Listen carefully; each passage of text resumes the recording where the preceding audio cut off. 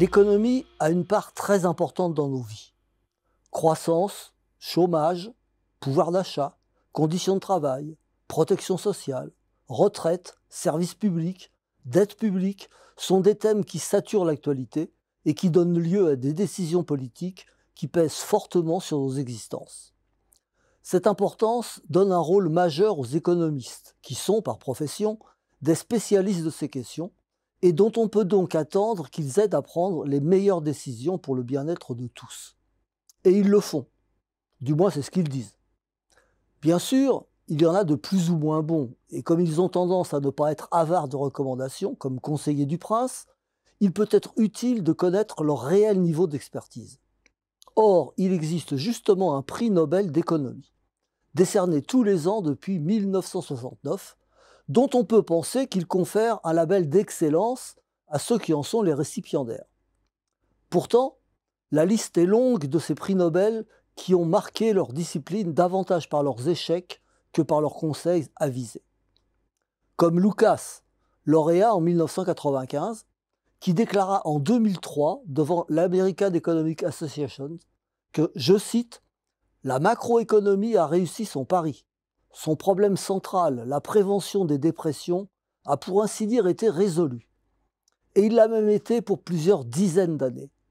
Et ce, 4 ans avant le début de la grave crise de 2007-2008. En 1997, Merton et Scholz ont le prix Nobel pour une équation qui permet de gérer le risque financier. Mais bien que dirigeants associés d'un fonds de placement, leurs conseils le conduisent en 1998 à la faillite. Fidèle à son rôle d'expert, Robert Merton soutiendra après la chute qu'il n'y avait aucun risque et que c'était la faute du monde qui ne s'était pas comporté comme par le passé, rendant le modèle inefficace. Une attitude typique d'un expert qui ne s'est jamais trompé. Les travaux sur le chômage de Diamond, Mortensen et Pissarides, Nobel en 2010, n'ont guère contribué à le faire disparaître. Mais ce qui demeure, en revanche, c'est l'idée forte que relève le comité Nobel que plus les allocations chômage sont importantes, plus le taux de chômage est élevé.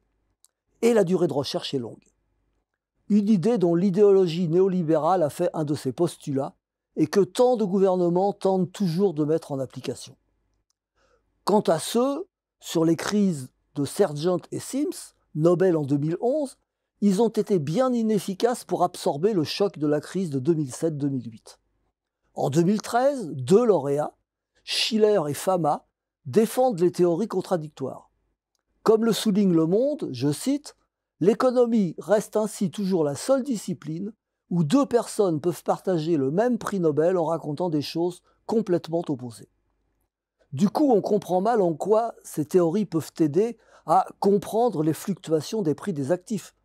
Il faut bien qu'il y en ait au moins une qui soit fausse.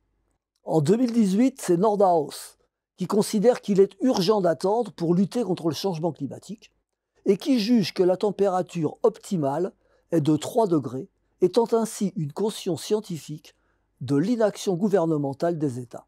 Enfin, Jean Tirole, nobelisé en 2014, s'il n'est pas un adepte du laisser-faire, comme on le lui a parfois reproché à tort, professe un interventionnisme paradoxal, puisqu'il consiste à corriger les imperfections de marché pour se rapprocher le plus possible du marché parfait. Ainsi, l'intervention de l'État, qu'il affirme justement défendre, n'a pour seul objectif que de laisser faire des marchés qui, grâce à ces interventions, pourraient enfin montrer toute leur efficacité. Alors oui, Jean Tirole est pour l'intervention de l'État, mais au nom d'une croyance aux vertus du marché sur la foi d'une construction théorique qui n'a jamais eu la moindre réalisation dans le monde réel.